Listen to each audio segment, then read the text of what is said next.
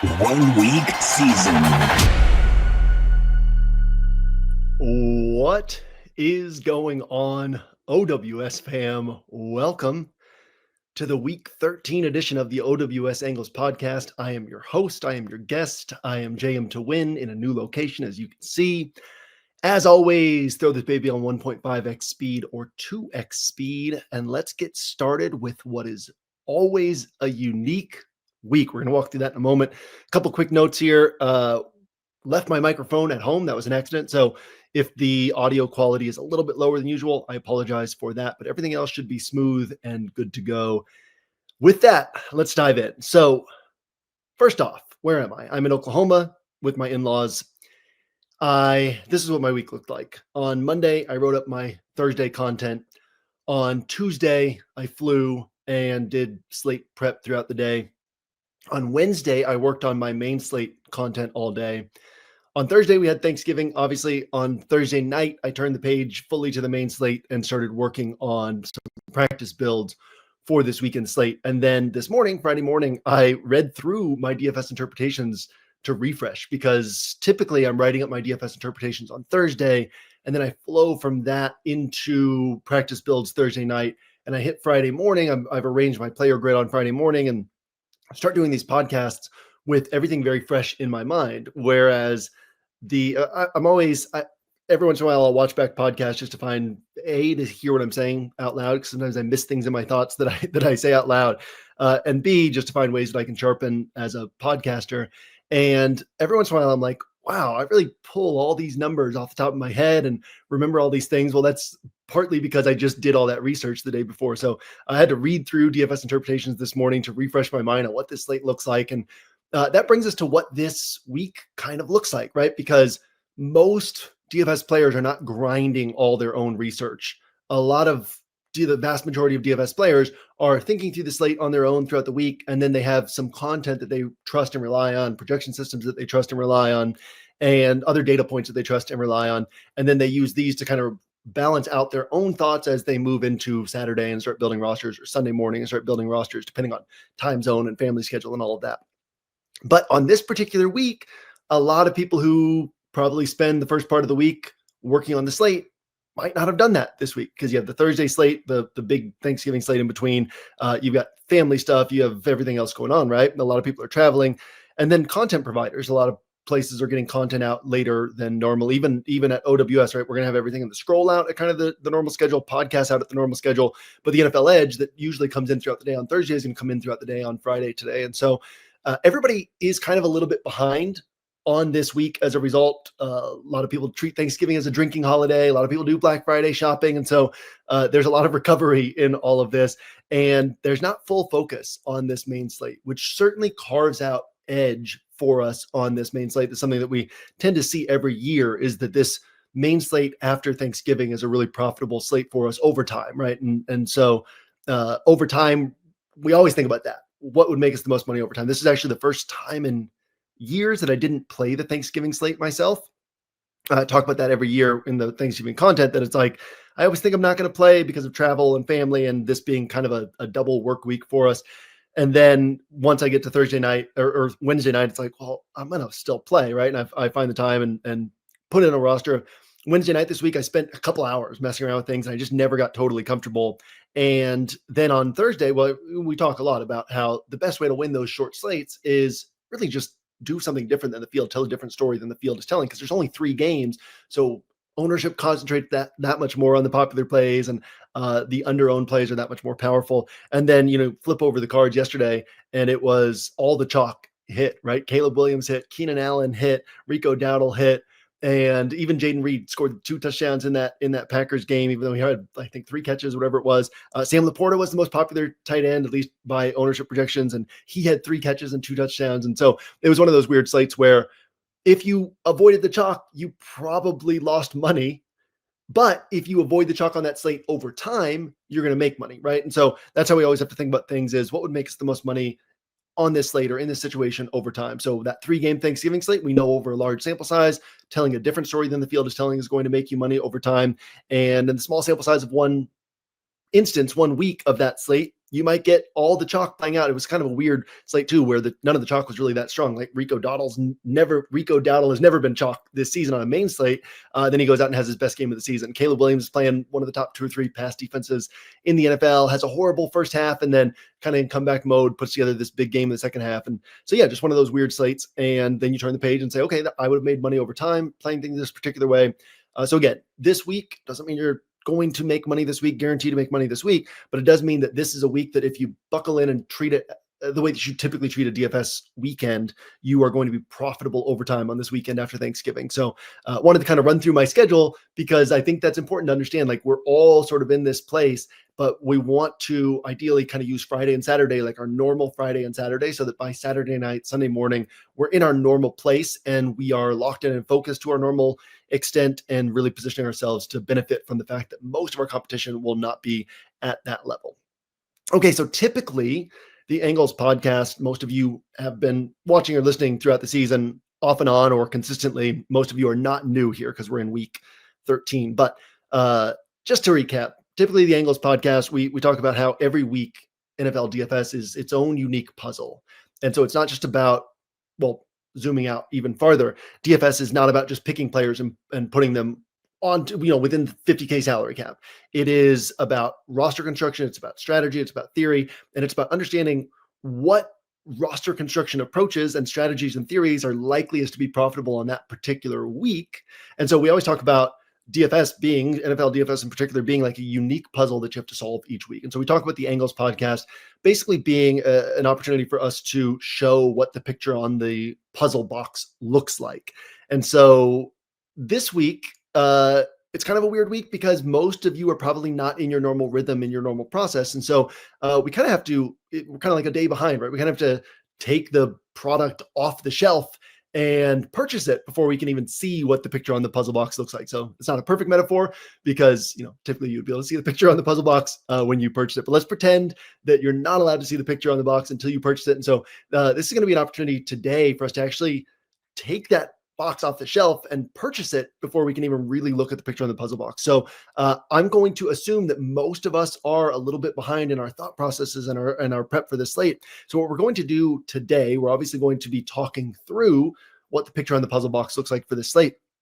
But I want to be cognizant of the place in the week where most of us are. And we're actually we're going to take a top-down look at this slate, but then we're going to go game by game with kind of some cliff notes to get us ready for this week's slate. So this is kind of we try to main things I'm doing throughout the week is my DFS interpretations, my player grid, and then the podcast that I do on Friday, which is the show with Pete, this show, and then Solo Ship with Squirrel Patrol, which programming note, no Solo Ship today. Squirrel Patrol is traveling. So none of that today, but we get these other 2 podcasts.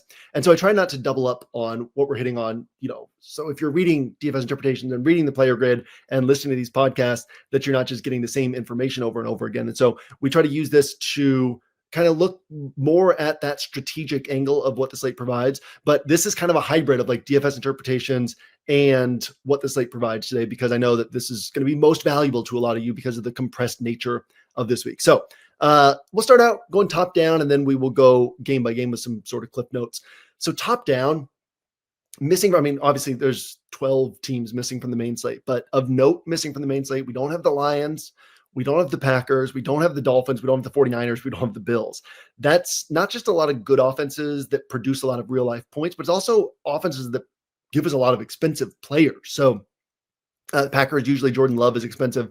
The Lions usually have one expensive running back, one moderately expensive running back, an expensive wide receiver, and Amon-Ra St. Brown. The Dolphins give us Tyreek Hill. They give us Devon Achane. The 49ers give us Christian McCaffrey, Deebo Samuel, George Kittle. The Bills give us Josh Allen. And so, and James Cook, I guess, typically highly priced. And so we have a lot of high-priced players missing from this slate. So that's one of the first things to think about.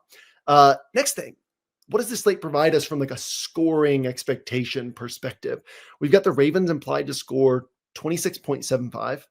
The Bucks implied to score 26.25. The Rams 25.75. The Bengals 25.25. Washington 25. So that's 5 teams in the 25 to 27 point range. No other teams are implied to score more than 24.25. So we only have 5 teams that are kind of expected to get up into this upper echelon of scoring. And obviously what we're really looking for, as we've often said, a team scoring 25, 26, 27 points, that probably doesn't win you a tournament. These are more signals that say, here are teams that can go above that level, right? And so if we get a 35-point score or a 38-point score or even a 31-point score from one of these teams, that's where you have an opportunity to really pile up fantasy production. So taking these signals, well, okay, there's 5 teams that are kind of in this range, and the lower down this ladder you get, the less likely a team is to really ascend to that type of score where it's like, oh man, this offense produced a bunch of points for me, and I could have taken 3 or 4 guys from this offense and really benefited from this game environment. And then, so we've got these 5 teams, but then like, are there some dents in these 5 teams? So the Rams implied to score 25.75. But the Rams are 25th in red zone offense. The Rams have they scored 28 and 30 in 2 games. Those are 2 of only 4 games where they've topped 20 points this year. Obviously, they've had some injuries throughout the season as well, but they're 25th in red zone offense.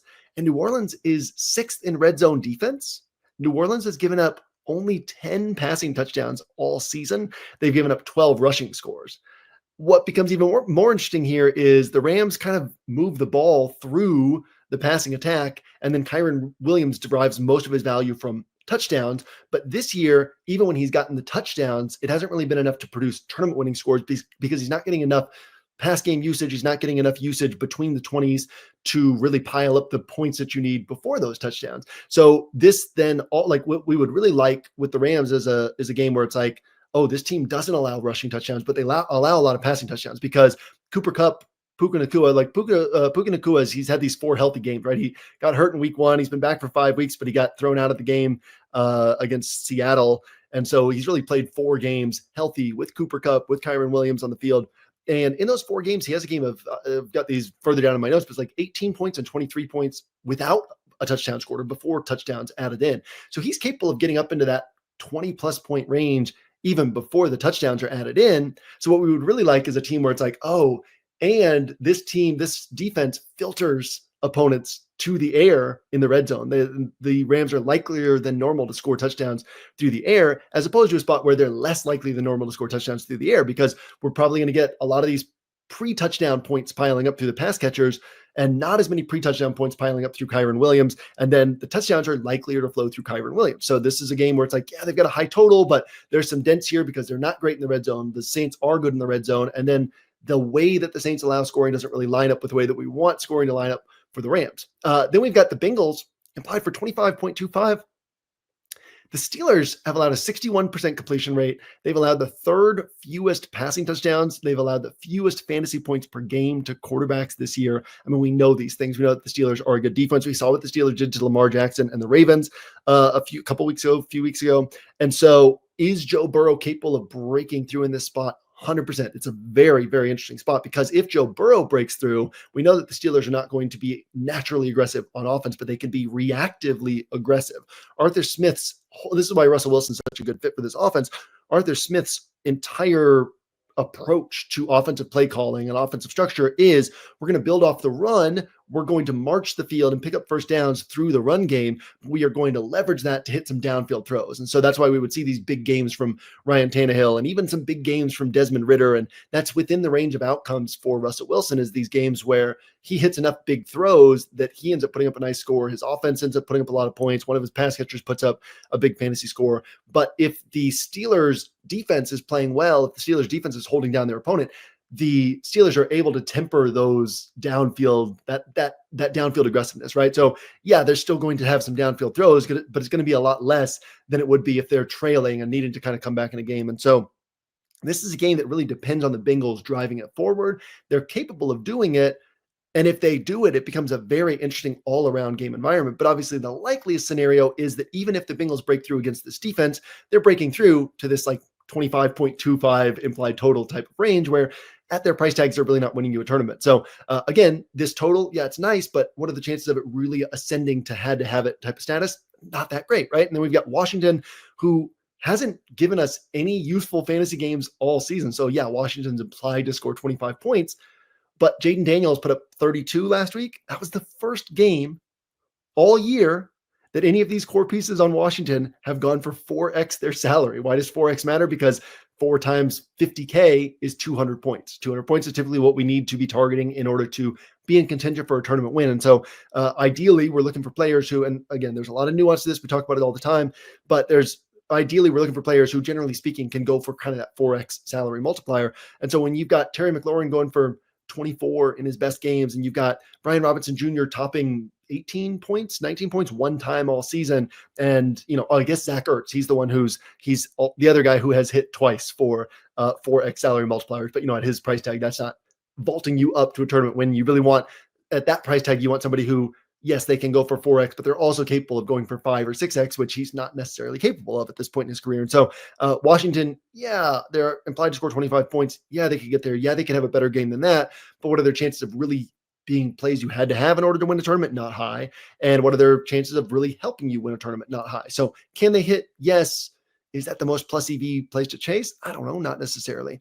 And then obviously we got Ravens and Eagles. We'll dig into that when we get to our cliff notes, and then the Bucks, the other team that we mentioned, and that's an interesting spot to touch on. But that kind of gives you a sense of how this slate shapes up, right? Only 10 games because we get the Friday game, the Black Friday game. We get the 3 games on Thanksgiving Day. So all 16 teams, all 32 teams are in play this week. There's 16 games this week, but they're kind of spread out. So we still have a 10-game main slate, and only 5 teams implied to score 25 or more. And there's really some dents in several of these teams where it's like, are we going to get any shootouts this weekend? Now, a shootout could develop from one of these lower total games. We see that sometimes as well. But these are some things to think about in terms of how this slate shapes up and what we might want to be thinking about. That also means if you see a lower total game that can shoot out, it becomes that much more powerful because you're not necessarily competing against these higher total games if these higher total games just play to expectations or below expectations. Because again, these teams that, the Ravens are consistently scoring a lot of points. That's why they're implied for 26.75. They're priced for the way that they typically score. So if they only score 24 to 27 points, they're probably not winning you tournaments, right? Same thing with all these expensive players on the Rams. Same thing with the expensive players on the Bengals. Same thing with the odd expensive pricing on Washington. Like if these teams just get to what the implied totals are, they're probably not winning you a tournament. And so you really need them to ascend above that because of the price tags on these players, which means that if some of these lower cost teams, you could say, if they end up scoring in a way that matches these higher cost teams or that exceeds these higher cost teams, you could be in really great shape chasing some of those. So that's some of the things to think about this week from like an angle of how do we attack this week and how do we think about the pathways to a first place finish? Again, we always want to think about how we can get to first place, not how we get a good score, how we can get to first place. And that means in terms of the upside we're putting onto our roster, in terms of giving ourselves fewer things we need to get right in order to win, and in terms of the strategy of how we're gaining leverage off of the field's rosters or how we're doing something differently than the field in terms of our salary allocation. In terms, it doesn't just have to be low-owned players. You're going to have some high-owned players on tournament winning rosters, but it can be pairing players in unique ways, right? So like 2 expensive players that people typically wouldn't be able to fit together, or 2 cheap players that people typically they're going to be thinking, okay, well, I'm going to save salary on one of these guys. Both popular cheap guys, both good cheap guys, but nobody's playing them together because they're just not thinking in that paradigm. And so finding those ways you can clear out a pathway to first place is always what you want to be thinking about. And these are some interesting things to think about in terms of what this slate provides and how we might be able to get to those first place finishes. All right, so we're going to go game by game now. I'm going to find a pillow to put behind my back. I'm sitting in this, got like several pillows here because I'm in my in-laws bedroom. There we go. All right. That's better. Okay. So Chargers and Falcons is the first game we're going to look at. So Chargers implied to score 24.25. Falcons implied to score 23.25. So I started this season talking about Herbert and saying people are really undervaluing Herbert in this Greg Roman offense and saying, they're going to be like a lower passing attempts than normal, but the season's going to end and he's probably going to be averaging 32 to 33 pass attempts per game. And he's also going to have games where he throws it 24 times, 22 times, which means he's going to have games where he's throwing it 37 times, 40 times. And then the season got underway and that was not the case at all. It was like every week was just low passing attempts. But lately, 5 of 7 games, Herbert has had 32 plus pass attempts. And oftentimes it's not reactive. They are being proactively aggressive against teams that are capable of putting pressure on them on the scoreboard. And so we talked about this quite a bit last year, where in that quarterback documentary, whatever you want to call it, Patrick Mahomes was taking on Tom Brady that week. And he was talking about how when you're playing a quarterback like Tom Brady, your mindset on offense shifts, right? Quarterbacks always say, well, I'm not playing that quarterback when they're asked in interviews about, oh, it's, Brady, it's you versus Manning, or Mahomes, it's you versus Brady. They always say, well, I'm not playing that quarterback. I'm playing the defense. They're playing our defense. But realistically, they are playing that quarterback because they're playing the way they're playing against the way that quarterback is going to play on offense. And they recognize what Mahomes is saying in that show, in that documentary.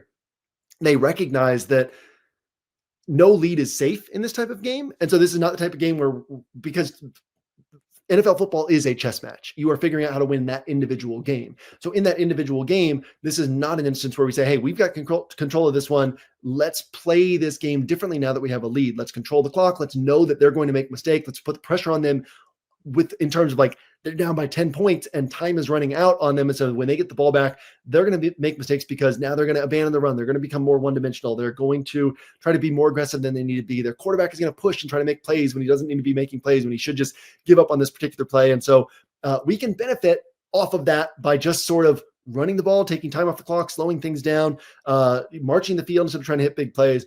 But when you're playing against one of these elite quarterbacks, you often see, and we've really tallied this over the last couple of years, we see these quarterbacks get more aggressive in these types of games. Play callers get more aggressive in these types of games because they know that that's the type of game that is likely to develop. So we've seen the Chargers sort of proactively say, hey, we're going to throw the ball a little bit more in this type of game environment. So on the road against a good Atlanta offense in the dome, this is a spot where we should expect Justin Herbert to throw the ball 30 plus times and with a good path to 32, 35 plus pass attempts. He's also thrown for 279 plus yards in 4 out of 7 games. He's thrown for 2 touchdowns in 4 out of 5 games.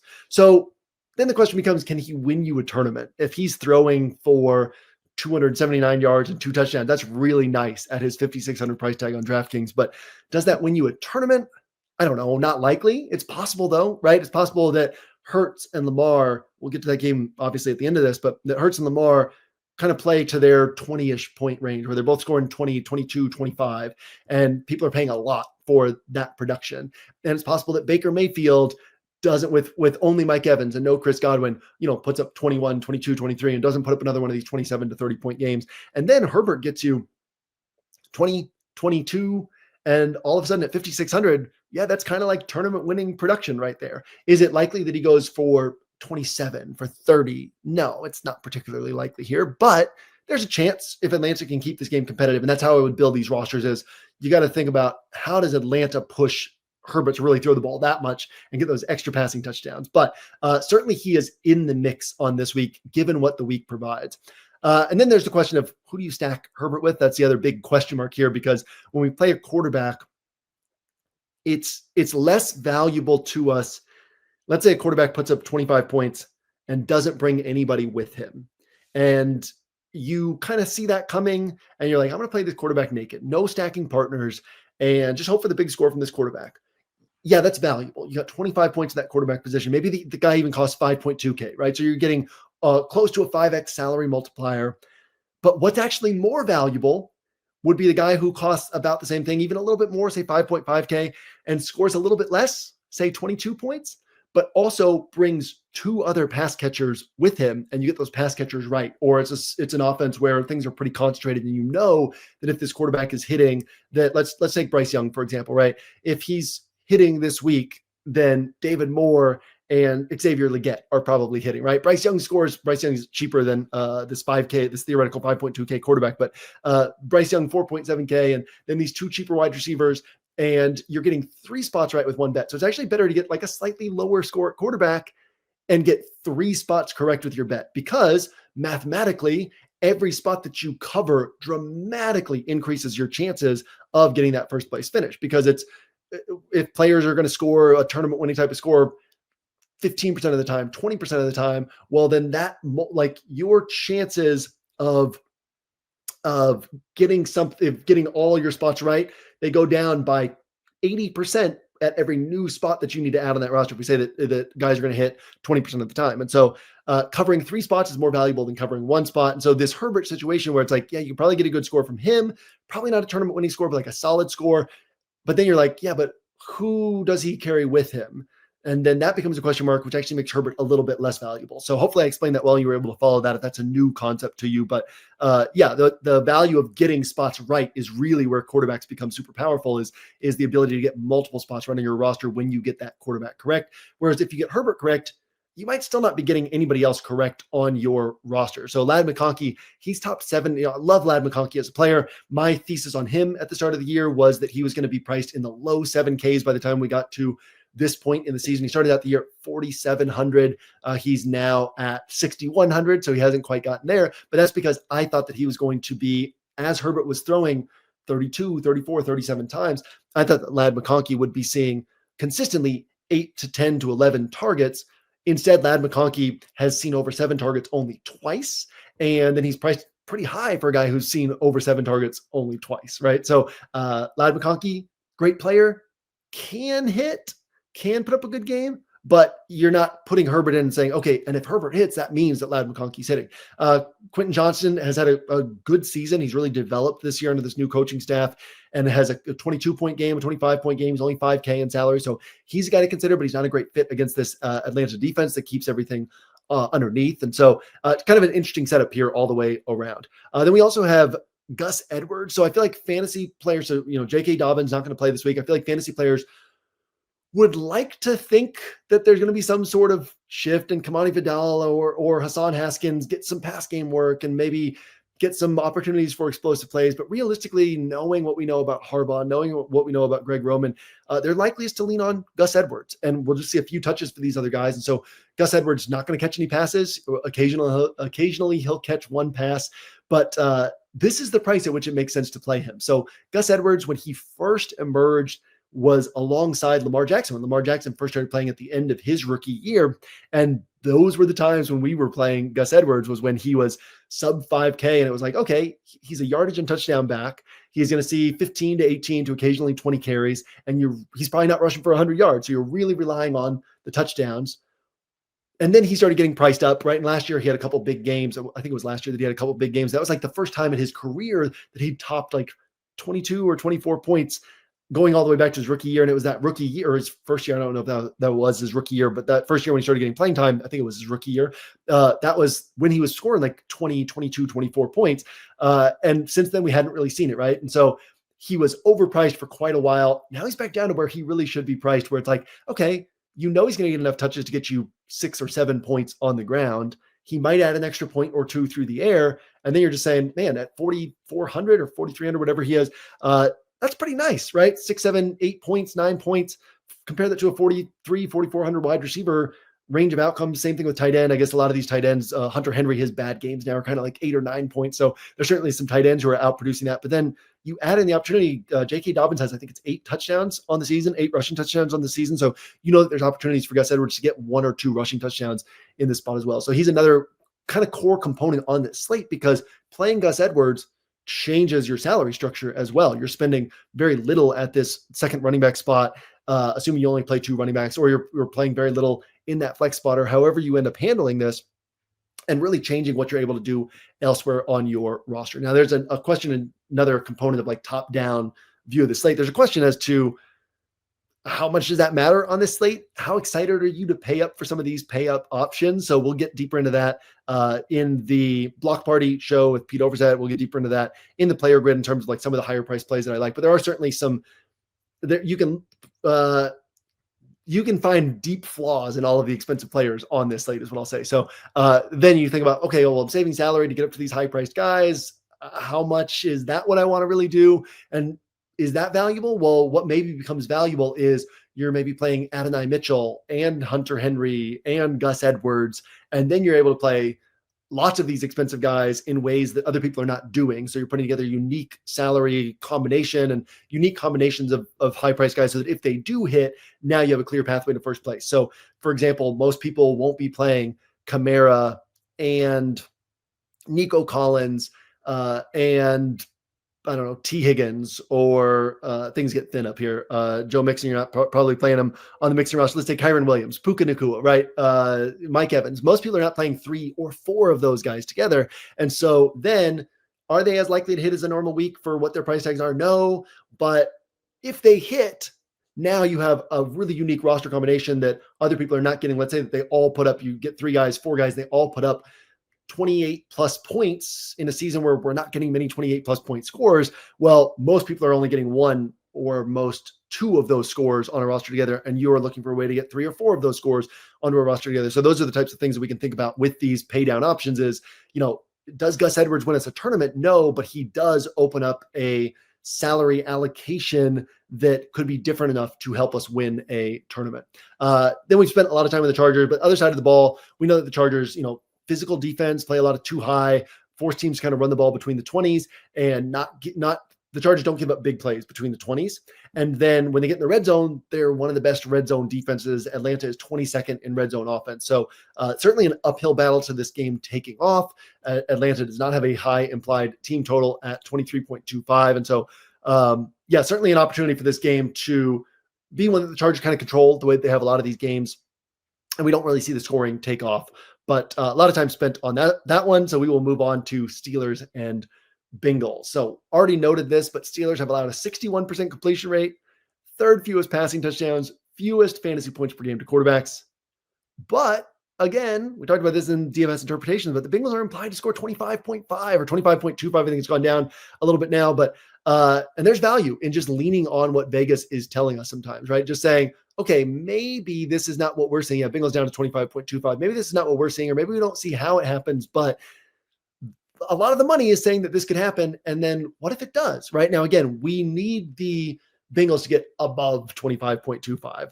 If they score 25 points, that doesn't really get us there in tournaments with these players priced where they're priced. We still need outlier production, but this is telling us that there is possibility for this type of outlier production. So Bengals have scored recently. They've scored 27 versus the really good Chargers defense. They scored 34 against the Ravens, who, teams score points against the Ravens, especially teams that can pass the ball really well. 41 against Las Vegas, who kind of a middling defense. They give up points, but not that many points, right? So we've seen the Bengals consistently score higher against teams than other teams are scoring against them. So it's within the range of outcomes that this game does shoot out. And what we really like is, kind of talked about this at the top, but if this game is shooting out, if Burrow is taking over this game and the Bengals are doing really well on offense, then we know that the Steelers are going to take some downfield shots with Pickens. Like Russell Wilson games will always be close in the 4th quarter, whether it's his corny positivity or his downfield throws and his trust in them or just the aura around him, whatever it is, Russell Wilson will always find a way to make things close by the 4th quarter. Arthur Smith is almost always going to find a way to make things close when he doesn't have a quarterback like Desmond Ridder just messing everything up for him.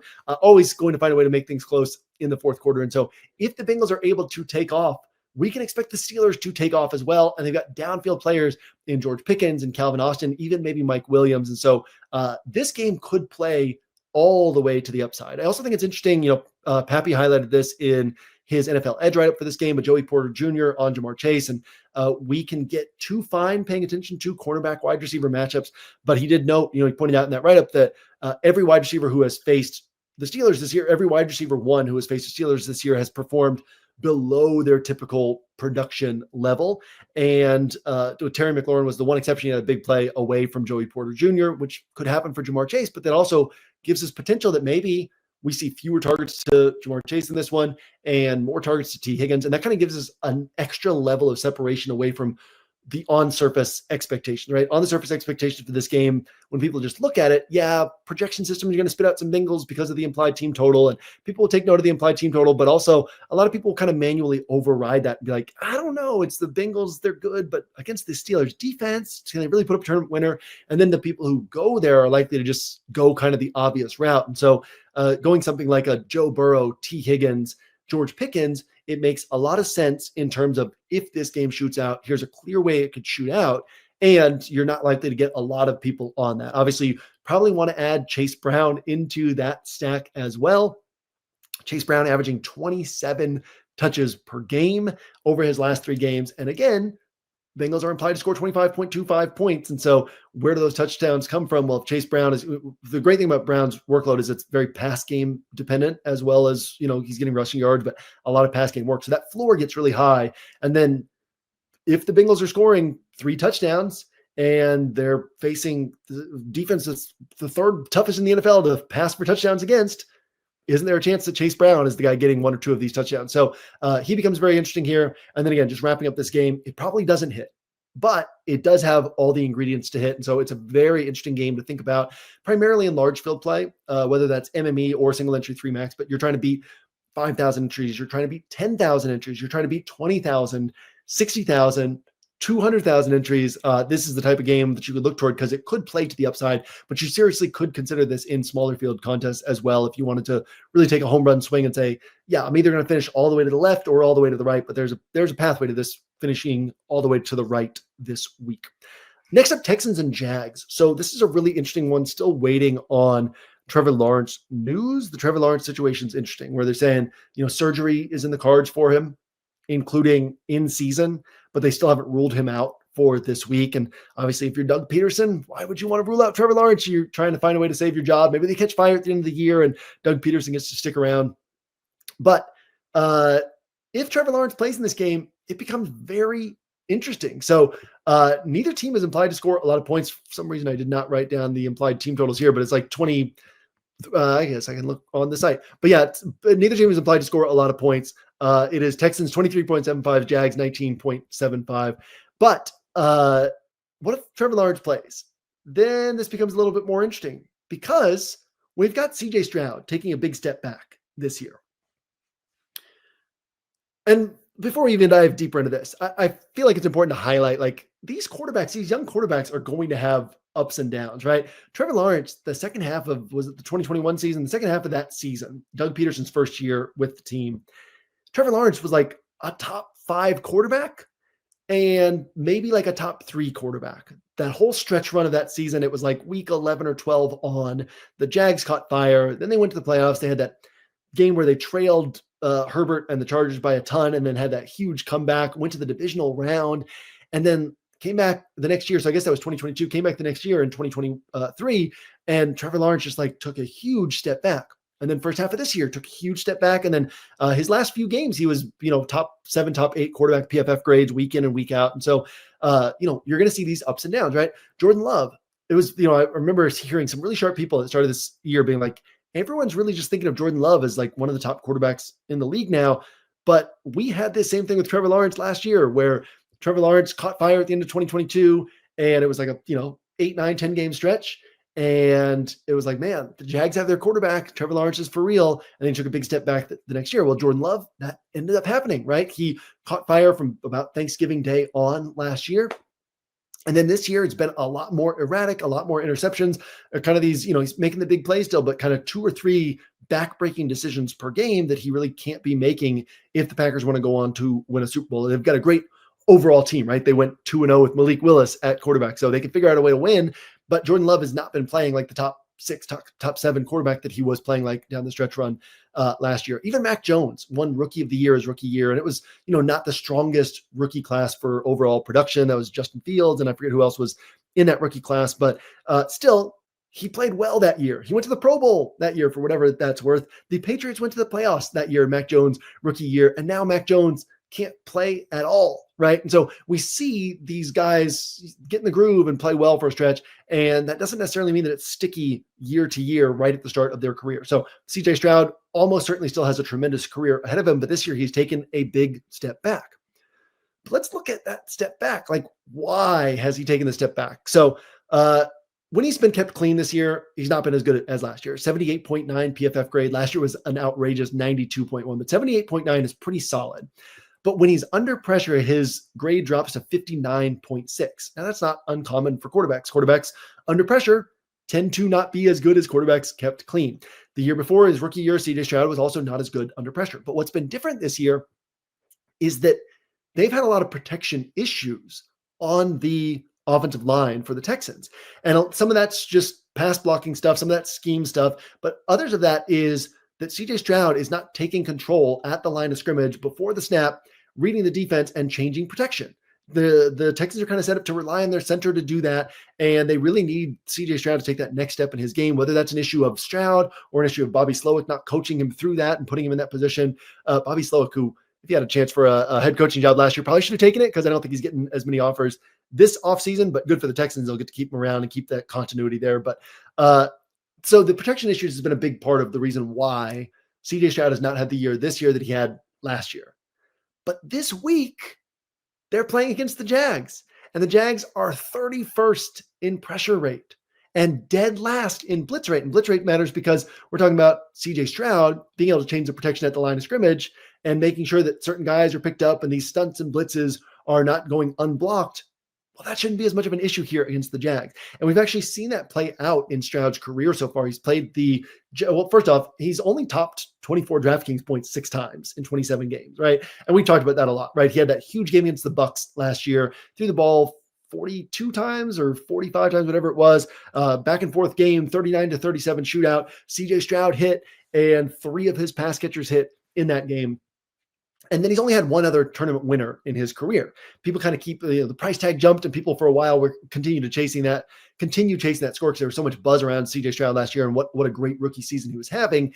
And then he had that big game against the Bucs in terms of fantasy production, and so people kept looking for that to come back. It didn't come back, but 2 of his 3 best career games have been in his 3 games against the Jags. In fact, the last 2 games against the Jags, he has a 33.9 pointer and like a 26 point something pointer.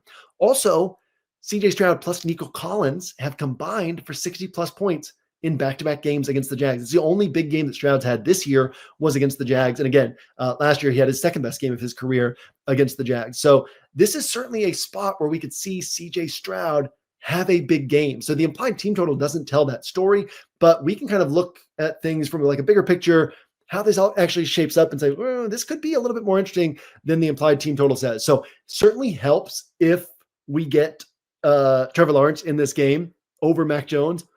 But I honestly think that there's a chance that the Texans kind of pull a Lions and say, week 11 Lions against the Jags and say, hey, look, we're having a good game here. We need to get our offense on track. We need to get our season on track. And let's just keep calling our offense. So I don't think that you have to have Trevor Lawrence in order to play CJ Stroud. I would certainly prefer to have Trevor Lawrence in order to play CJ Stroud. I think that the next thought that people will have is, okay, well, if it's Mac Jones, then it becomes a Mixon game. Mixon gets his value from touchdown. So I don't know that it actually changes his upside whether we have Mac Jones or Trevor Lawrence. If it lowers the chances of the Texans staying aggressive, then it actually lowers the chances of Mixon having a tournament winning game, because it's not like Mixon's breaking off Saquon Barkley or Derrick Henry 70-yard runs. It's that Mixon is getting a lot of work and scoring a lot of touchdowns. And so if the Texans take the foot off the gas, score fewer touchdowns, then that's fewer opportunities for Mixon to have a big game. So it's actually better all the way around for Mixon, for Stroud, for Nico Collins, if Trevor Lawrence plays. But I also think all 3 are very interesting and very much in play, even if Mac Jones is out there. So this becomes one of my favorite offenses if Trevor Lawrence plays, and then certainly one I'm still keeping in mind otherwise. All right, next up, Cardinals and Vikings. So we talked about this last week. Cardinals, this season, they have had games where they scored 28 points, 41, 28, 29, 31. Then they have a game of 24 points. And then they have 5 games where they've scored 17 or fewer. So again, that's 5 games of 28 plus, 5 games of 17 or fewer. And then Cardinals defense, they had a game where they allowed 34, a game where they allowed 42, a game where they allowed 34 again, and a game of 27. Then 1 game of 23, and then 6 games where they've allowed 20 or fewer points, including against Detroit, the Rams, the Chargers, and the Seahawks. So these are good offenses that the Cardinals have found a way to slow down. So this is a very, very broad range of outcomes. And swinging over to the Minnesota side, they've been similar, right? They've had games where they allowed 29, 31, 30, and 27. What's really interesting is one of these was against the Rams, one of these was against Detroit, 2 teams that the Cardinals were able to hold down. But Minnesota's had these 4 games where they allowed a bunch of points, and then 7 games where they've allowed 17 or fewer points. They've also scored 23 or fewer in 5 of their last 7 games. So this is one of these where it's like you could build it either way, but I would personally not play any one-offs from this game, because it's unlikely that this game just plays to like a 24-27 game and you get this one-off who gets 2 touchdowns and everything kind of comes together for them. What's likelier is we see a low-scoring game or a high-scoring game, because both of these teams have been barbell type of teams. And so we're looking for a game environment that takes off or a game environment that doesn't take off, and that really determines what type of production we get in this spot. So this is probably a spot where I won't be super interested. If I were attacking one-offs in this game, it would be the tight ends from either side of this game. But if you're attacking this spot, in my mind, the best way to play it is going to be treating it with this broad range of outcomes, saying, hey, what if it plays to the upside? What if it's a shootout? What if the Cardinals are able to pass the ball against this Minnesota defense, then they abandon the run, as you should do against Minnesota, and they put up a bunch of points, and Minnesota has to get aggressive, and they figure out this Cardinals defense. Then you get something really interesting developing, and that's how I would play this: is stack it up or avoid it altogether. Another game that has kind of stack it up potential: Colts and Patriots. So we're expecting no Josh Downs, and that means Adonai Mitchell on the field a lot at 3.9K. Obviously, still with relying on Anthony Richardson getting him the ball, but the Patriots defense is not likely to stop the Colts. Plain and simple, they're not likely to stop the Colts, but the Colts have a high probability of stopping themselves when Anthony Richardson is under center. So if the Colts stop themselves, then nothing really develops here. The Patriots kind of play this run heavy offense and keep this game close and play for the fourth quarter and try to win in the fourth quarter. But if the Colts are able to take off in this spot, then you have Drake May making aggressive decisions on the other side of the ball. And we've got this static defense for the Colts, that the Colts defense basically, like, they play on a string on the secondary, they're reading keys, right? So they're reading a key. And so this cornerback moves here, which leaves this area of the field vacated. So the safety knows that, oh, when this cornerback moves here, either I'm reading the cornerback or I'm reading the same key as the cornerback. So I'm supposed to go over here. And this other safety knows, okay, I'm supposed to go over here. So everything kind of stays covered, right? Based on what the offense is doing, the keys that they're reading. And when this defense is playing discipline, this type of defense, this Eberflus defense is the same style. This Gus Bradley defense, Dan Quinn's defense used to be this way. You don't really need the best players. You just need everybody working well, communicating well, not messing up their assignments. And it makes it tough on an offense, because the offense has to just play well. They have to be willing to march the field. They have to not make mistakes. And so Drake May is certainly capable of making mistakes in trying to attack against a defense like this. And so there's a chance that Anthony Richardson doesn't play well in this one, and so the Patriots don't get aggressive. There's also a chance that Anthony Richardson plays well and the Patriots get aggressive but turn the ball over, and then the Colts kind of sit on the ball and run the ball and drain the clock. But there's also a chance that Anthony Richardson plays well and that Drake May starts hitting downfield throws when he's getting aggressive. And this becomes a really interesting game. So we dove into this game in DFS interpretations. We'll touch on it some more in the player grid, so I won't spend much more time on it here, but this becomes one of those clear what if types of games where, yeah, on paper, you can paint the picture of this game playing to the downside or even playing to the mid-range of outcomes. But what if this game plays to the upside? And then you have cheap quarterbacks, you have cheap pass catchers, you have an ability to stack up this game with a lot of upside and then kind of do literally whatever you want on the rest of your roster, which makes this a potentially difference-making game this week. So it's definitely a game to think about, to pay attention to, and to build some of your decisions around, basically saying, do I want to bet on this game playing to the upside or not? You can play one-offs from this game without betting on it playing to the upside because of how cheap the one-offs are. Michael Pittman's down to 5.2K. Even Jonathan Taylor, 6.9K, doesn't catch a ton of passes when Anthony Richardson is out there. So you're betting on yardage and touchdowns, but he's capable of doing that. Kendrick Bourne is 3.5K. Kayshon Bouttie's 3.4K. Hunter Henry's 4.3K, I believe. Demario Douglas, 4.7K. So lots of guys that you can choose from in this spot who are capable of putting up a really nice score for the price tag. But then also you can bundle a lot of these players and bet on this game environment taking off, which is where things get really interesting here. Next up, we have the Seahawks and the Jets. So we won't spend a ton of time on this game. If you're not familiar with the Aaron Rodgers offense, as we'll call it, Aaron Rodgers, he doesn't like pre-snap motion. Pre-snap motion is kind of a cheat code. He doesn't like it. He doesn't like play action because he doesn't like turning his back to the defense. Play action is kind of a cheat code, but he doesn't like it, right? And when you had Rodgers, well, I guess when you had an NFL that was 5 years behind where it is now, 7 years behind where it is now in terms of defensive play calling and intelligence, in terms of what offenses were doing and what defenses were used to seeing and trying to stop. Rodgers, being just an outrageously good quarterback with pinpoint accuracy, was clearly one of the, if you just talk about ball throwers, clearly the top quarterback in the NFL. And when you just talk about overall quarterback play, one of the top handful of quarterbacks in the NFL, no doubt about it. Four-time MVP. Two of those MVPs, though, came with Matt LaFleur. And Matt LaFleur and Rodgers really butted heads because LaFleur was like, no, we have to have some motion. We have to have some play action. And so they kind of over time found a hybrid of a middle ground where it was like, okay, look, we'll keep some of the Rodgers offense. will have some of the LaFleur offense. And it was enough to open up, like to unlock what Rodgers is capable of doing.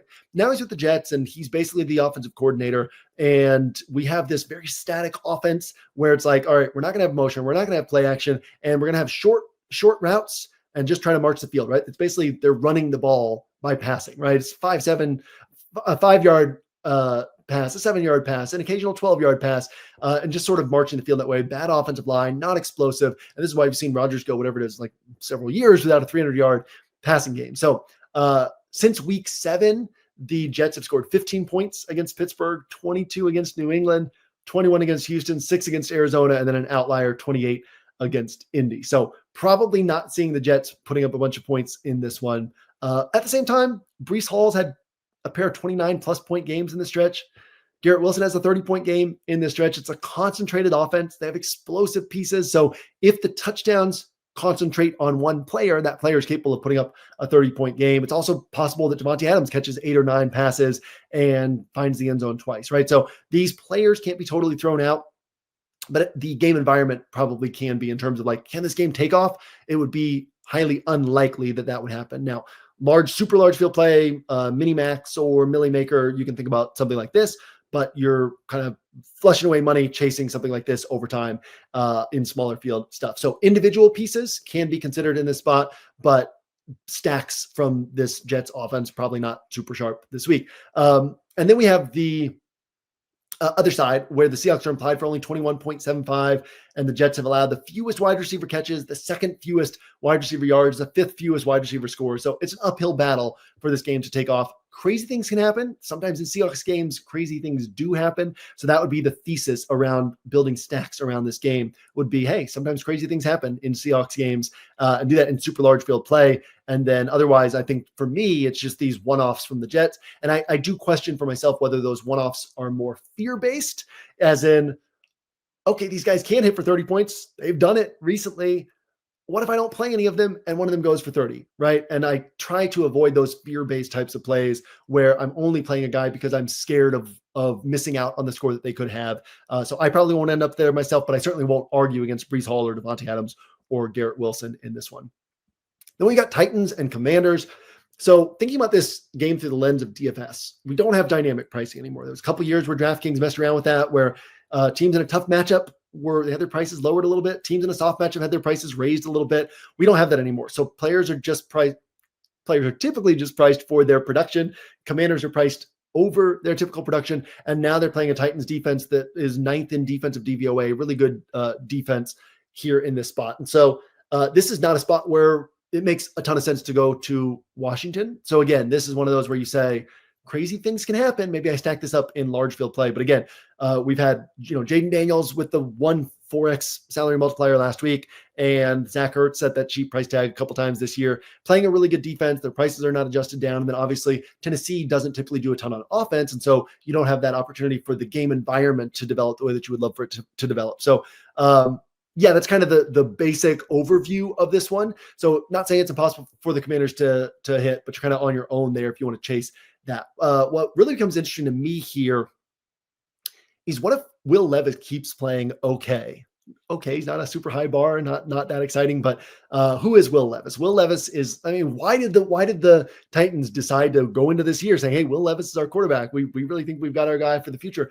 Will Levis is like 80 to 85% of rookie year Josh Allen in terms of playmaking ability, with so far 0% of Josh Allen's ability to improve.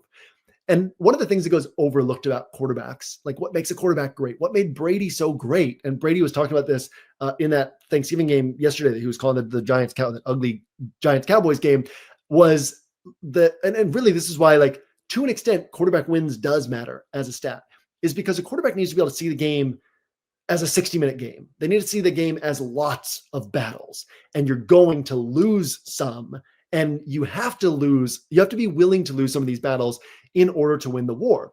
You have to take some sacks. You have to throw the ball away on third down every once in a while. When there's no play to be made, you don't try to force it. Brady so rarely took a hit across like the last 8 to 10 years of his career, because he would see the sack coming and he would go down as the player was going to hit him, right? Because like, all right, this play's dead. I'm not going to try to break out of this sack. I'm not capable of breaking out of this sack. I'm not going to try to make something happen. It's the second quarter. What's more important to us to win a Super Bowl is me being healthy throughout the season. Brady, who's notoriously considered one of the toughest NFL players, like by his teammates, because he would keep grinding regardless of what happened. But like, why put your body through unnecessary hits, right? He would take that sack and he would like really take the sack, right? Go down with it. You would frequently see him throw the ball away on a third down and the Patriots punt the ball. And so, he kept talking yesterday about these quarterbacks that got to stop turning the ball over, or when Cooper Rush ran and dove into the end zone and the fumble ended up getting overturned. But Brady goes, that's just bad football, right? Because it was, what was it, second down, I think it was. And even if it's not, right, even if it was third down, you've got that. You can go for it on fourth down from the 2. And I think it was second down. So you've got 2 more plays to go from the 2-yard line. You don't need to dive where the defender's right there. They can punch it out. You got to think ahead, right? And so that's one of the things that Will Levis, it's like Josh Allen's gotten great at that. Josh Allen is almost as good as Mahomes, almost as good as Brady at that. And that's what's made Mahomes great lately, is Mahomes has adapted. He's become a Brady. He's become a Manning, and that he's got these immense physical tools, but he's also willing to give up on plays. He's also willing to say, okay, this drive's over. We'll get them on the next one. And Josh Allen has gotten almost as good at that as these other quarterbacks. Will Levis has not made strides in that. But what they have finally drilled into his head is you can't be a meme. You cannot go out there and just be taking a sack and underhand flick the ball to the defense to try to make something happen. You can't do that anymore. So he's still making mental errors. He had that pick 6 last week where he just totally misread the field. He's had several of these interceptions where he just literally didn't see a defender there and misread things. And that's going to keep happening. But what he has started to take away is just like the totally dumb, meme-worthy types of plays where he's doing something that no quarterback should ever try to do. So last 3 games, he's got 18.1, 16.6, and 19.1 DraftKings points. And that's pretty good for a 5K quarterback, and his ceiling is higher than that. So in this game, what's really interesting to me is just this what-if question of what if Will Levis plays well here against Washington? Levis plus Ridley would become interesting in that scenario. Next up, so we've got 17 minutes left until I'm on air live with Pete. So I guess we kind of have taken more time than normal on today's. Oh, wow. We're already 56 minutes in. So usually we do about 50 minutes on this. So we've got 1, 2, 3 games left in the bottom up build. So we'll get to everything. But I'll try to be really efficient through these last 3 games. So Bucs and Panthers. So speaking of players improving, Bryce Young, he kind of had 3 games. He came off the bench, and we see this a lot, right? Players be relegated to the bench. Happened to Josh Allen his rookie year. I mean, he was hurt, but he and Daboll talked about how much he developed during those weeks away. Richardson has played better since he's come back. Bryce Young has played better since he's come back. Will Levis has played better since he's come back. This can happen for players. So Bryce Young had 3 games where he was kind of like, he looked really good for Bryce Young. And then last week he looked really good for an NFL quarterback playing a really good defense in Kansas City.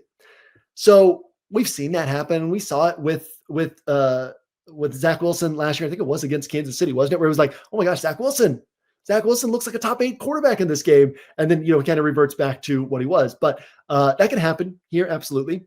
But Tampa forces every team to the air. Carolina's down Jalen Coker and Jatavian Sanders. So we know the ball is going to Adam Thielen, David Moore, and Xavier Legette. Adam Thielen's playing about 60% of the snaps, right? So we know where the ball is going to the outside. And so what if Bryce Young plus David Moore plus Xavier Legette, what if that ends up hitting this week? That's interesting in large field play. More importantly, there's a pretty good chance the Panthers keep this game close. They've won 2 of their last 3, and they took the Chiefs down to the wire, right? So if this game stays competitive, you now have aggressive Baker Mayfield playing against a bad Panthers defense. And that becomes really interesting. Baker has 5 games this year of 27 plus DraftKings points. And then, of course, we know Rachaad White plus Bucky Irving. These are their combined point totals across their last 5 games. 40, I won't read the decimals, so just I'll round up and down. 46, 32, 19, 37, 39. So 3 games of 37 plus, a game of 46, and only 1 game below 32 combined points. So again, same as we talked about last week, in smaller field play, you can pair these guys together. Treat them like an 11.1K player that's probably going to get you. We used to pay $10K for Christian McCaffrey, $10.4K for Christian McCaffrey when he was with the Panthers and had all the pass game work, all the rushing work, all the touchdown opportunities. And most games he would score 28 to 34, and every once in a while he would score 40. And everyone would play him, and it was broadly considered very sharp to play him, because when you can just get those 30 to 40 points on your roster, just take them. Well, we've had 4 out of 5 weeks that Rachaad White plus Bucky Irving have scored 32.1 or more combined points. They cost 11.1K, which is just a little bit more than OG Christian McCaffrey. They're actually scoring 36, 38, 40 plus more often than McCaffrey was back in the day. So sharp on tighter builds to play these two guys together. And then very sharp, last week, Bucky Irving and Rachaad White were like, play a bunch of these guys, right? Lean toward Bucky Irving. He was the sharper play of the two, but get exposure to both these guys, play them together on tighter builds, get exposure to both guys, lean toward Bucky Irving. Same setup this week against the Panthers. So viable to play them together on tighter builds. It's likely that one of them scores more points than the other, and Bucky is the best bet there. So, and then we've got Mike Evans, who only 1 game over 7 targets on the year. His role doesn't really change with Chris Godwin out, but he does have a 14 target game. There is outside potential that he sees 12, 13 targets and just has a monster game in this one. So this is just a very sneaky, interesting game all the way around. Really like this game this week. All right, next up we've got Rams and Saints. Really interesting one. We talked about the Rams already, implied for 26.25, but they're not good in the red zone. The Saints are good in the red zone. The Saints filter touchdowns to the ground. The production, like how the Rams move the field, is through the air. And so you'd really like them to be able to score through the air. We won't spend a lot more time on that. The Rams scored 30 against Minnesota, 28 against New England. Only 2 other games all year above 20 points. And then, Keegan, who did the DFS lab with me last year, my nephew, he and I were watching this Giants, Thanksgiving yesterday. He and I were watching this Giants Cowboys game and just talking about like how hard it would be. Like, this is such a physical game. It's such a grind, the NFL season, how hard it would be to be a 2-9 team or a 4-7 team and still like get up for each game each week. Right. And this is why that interim coach spike is sometimes so valuable, is because there's nothing to play for in the season, but it kind of feels like there's new energy, kind of feels like you're playing for something, right? So the Saints are 2-0 since Darren Rizzi took over as head coach, and they've allowed 17 points to Atlanta and 14 points to Cleveland. So I don't think that this is just a spot where we can just guarantee that the Rams are going to come and stomp all over them. Now, that Atlanta game, very similar offense, right? Zach Robinson, OC of Atlanta, came from underneath Sean McVay last year, or was there the last several years, but came over this year to Atlanta. Bijan Robinson rushed for 116 yards. Cousins threw for 306. It was more like the inability to score that really held Arizona back. So what if the Rams move the ball and find a way to score?